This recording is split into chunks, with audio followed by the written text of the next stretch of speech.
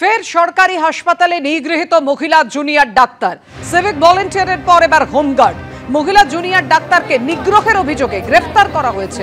ওই হোমগার্ডকে উলুবেড়িয়া শরৎচন্দ্র চট্টোপাধ্যায় মেডিকেল কলেজে এই নিয়ে চাঞ্চল্য ছড়িয়ে পড়েছে। ফের প্রশ্নের মুখে সরকারি হাসপাতালের নিরাপত্তা। পুলিশ অফিসার পরিচয় দিয়ে মহিলা চিকিৎসকের ওপর চড়াও হয় ওই হোমগার্ড। এমনই অভিযোগ উঠেছে ওই হোমগার্ডের বিরুদ্ধে। শারীরিক নিগ্রহের অভিযোগ করেছেন মহিলা চিকিৎসক। উলুবেড়িয়া থানায় লিখিত অভিযোগ জানিয়েছেন তিনি। নিগ্রহের সময় ওয়ার্ডের আশেপাশে কোনো নিরাপত্তারক্ষী ছিলেন না, এমনটাও অভিযোগ করেছেন ওই চিকিৎসক। তার কি অভিযোগ? আমি ডিউটি করছিলাম প্রত্যেক দিনের মতোই। একজন পেশেন্টের আমি এক্সামিনেশন করেছিলাম। সেই এক্সামিনেশন পেশেন্ট করতে দিচ্ছিল না এবং সে আমাকে লাথিও মেরেছিল। পেশেন্টের বাড়ির লোক আমাকে বলে যে আপনাকে মেরেছে, তাতে আপনি মরে তো যাননি, আপনি আবার দেখুন, আপনার মার খান যাই খান, আপনার দায়িত্ব, এটা আপনার চাকরি। আর তখন ওনার পাশের আরেকজন বলেন, হ্যাঁ আপনি বাড়ি যান, তারপর বাড়িতে হসপিটাল থেকে বেরোন, আপনি জ্যান্ত কী করে বাড়ি ঢোকেন আমি দেখে নেব। আর একজন আমার হাত মুচড়ে দিয়েছে। উনি বলছেন যে উনি পুলিশের খুব বড় অফিসার আর পার্টিরও নেতা, আমি কি করে জ্যান্ত বাঁচি উনি দেখে নেবেন।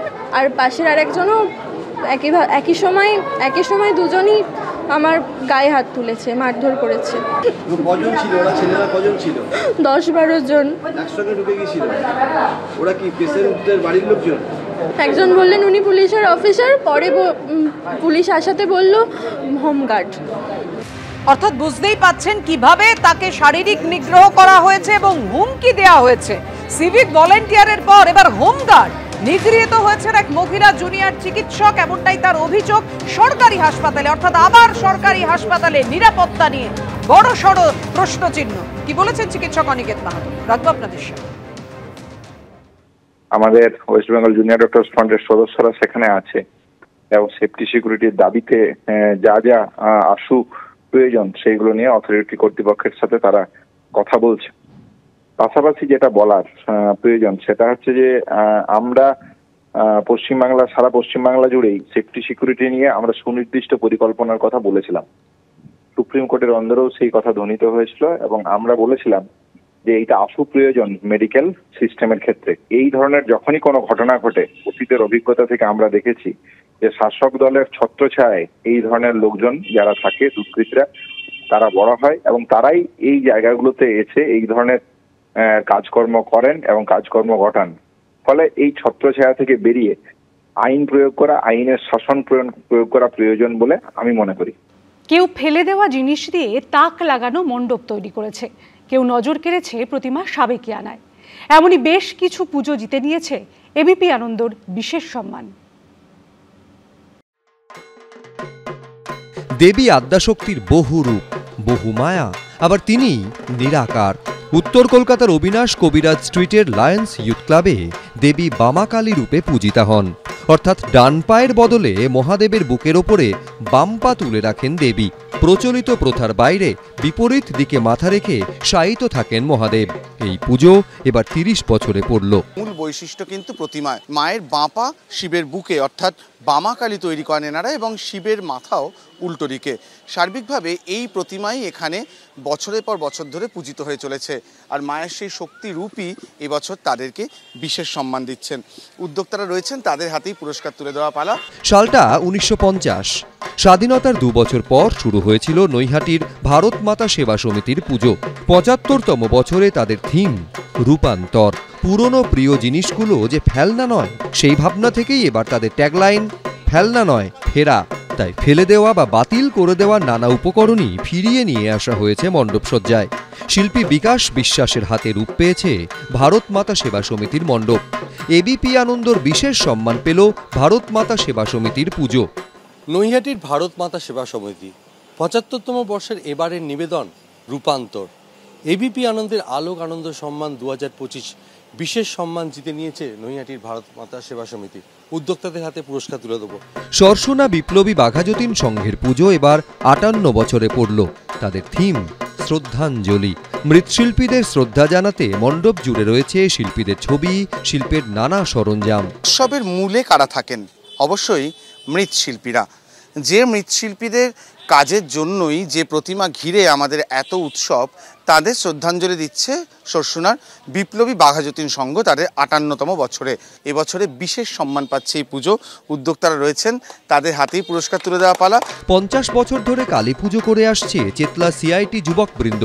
প্রতিমায় রয়েছে আধুনিকতার ছোঁয়া।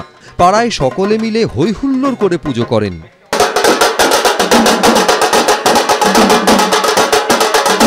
পঞ্চাশ বছরে চেতলার সিআইটি যুবকবৃন্দ ক্লাব, আর এবারে তাদের মূল আকর্ষণ কিন্তু তাদের এই প্রতিমা ঘিরে। শ্যামা মূর্তি, তিনি তার নিজস্ব ভঙ্গিতে গোটা মণ্ডপে অবস্থান করছেন। গোটা পাড়া এই পুজোয় একসঙ্গে অংশ নেয়। তার সঙ্গে একেবারে একটা সাবেকি মণ্ডপ, ঝাড়বাতি এবং প্রতিমা, এবং সব মিলিয়েই এবারে বিশেষ সম্মান তাদের হাতে। যারা রয়েছেন উদ্যোক্তা, তাদের সবার হাতে পুরস্কার তুলে দেবো। গড়িয়াহাটের অরোভিলের কালী পুজো ১৫ বছরে পড়ল। হাত পাখা দিয়ে সজ্জিত মণ্ডপ, প্রতিমা সাবেকি। এখানে দক্ষিণা কালী রূপে পূজিতা হন দেবী। গড়িয়াহাট সংলগ্ন অরোভিলের পুজো এবারে 15, আর 15 বছরে তাদের যে মাতৃ প্রতিমা একেবারে সেই সাবেকি দক্ষিণা কালী এবং শালঙ্কারা। গোটা পুজোয় বিশেষ করে যেভাবে সবাই এখানে যোগ দেন, সবার আন্তরিকতা, সবটা মিলিয়ে এবছর বিশেষ সম্মান তাদের হাতে। এবিপি আনন্দের তরফ থেকে বিশেষ সম্মান অরোভিলের এই পুজোকে। মঠ, মন্দির, বারোয়ারি থেকে বনেদি বাড়ি, সর্বত্র শক্তির আরাধনা। অরিত্রিক ভট্টাচার্য, সমীরণ পাল, এবিপি আনন্দ। প্রতি বছরের মতো এবারও মুখ্যমন্ত্রী মমতা বন্দ্যোপাধ্যায়ের বাড়িতে কালী পুজো হলো। কাসর বাজানো থেকে অতিথি আপ্যায়ন, হাসি মুখে একেবারে গৃহকর্ত্রীর ভূমিকায় ধরা দিলেন মুখ্যমন্ত্রী। উপস্থিত ছিলেন অভিষেক বন্দ্যোপাধ্যায়ও।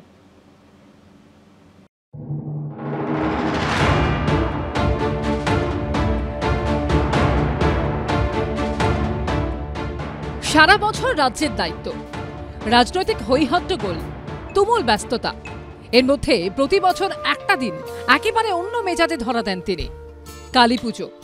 প্রতিবারের মতো এবারও মুখ্যমন্ত্রী মমতা বন্দ্যোপাধ্যায়ের কালীঘাটের বাড়িতে হলো কালী পুজো। ছাত্র রাজনীতির সময় থেকে নিজের বাড়িতে কালী পুজো শুরু করেন মমতা বন্দ্যোপাধ্যায়। সেই থেকেই হয়ে আসছে পুজো। কাসর বাজানো থেকে অতিথি আপ্যায়ন, কালী পুজোর দিনে গৃহকর্ত্রীর ভূমিকায় ধরা দেন মুখ্যমন্ত্রী। পুজোর প্রতিটা দিকে তার কড়া নজর।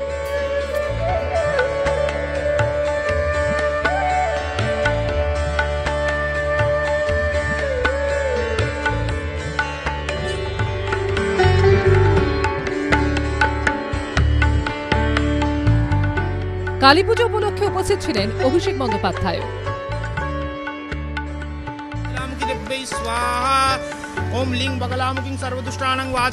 মুখ্যমন্ত্রীর পাশাপাশি অতিথি আপ্যায়ন করতে দেখা যায় তাকেও।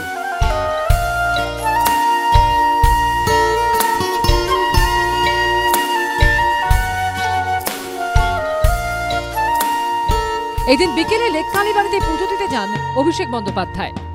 মায়ের পায়ে ফুল মালা দিয়ে মন্দির চত্বরে বেশ কিছুক্ষণ সময় কাটান তিনি। আশাবুল হোসেন ও অনির্বাণ বিশ্বাসের রিপোর্ট, এবিপি আনন্দ, কলকাতা।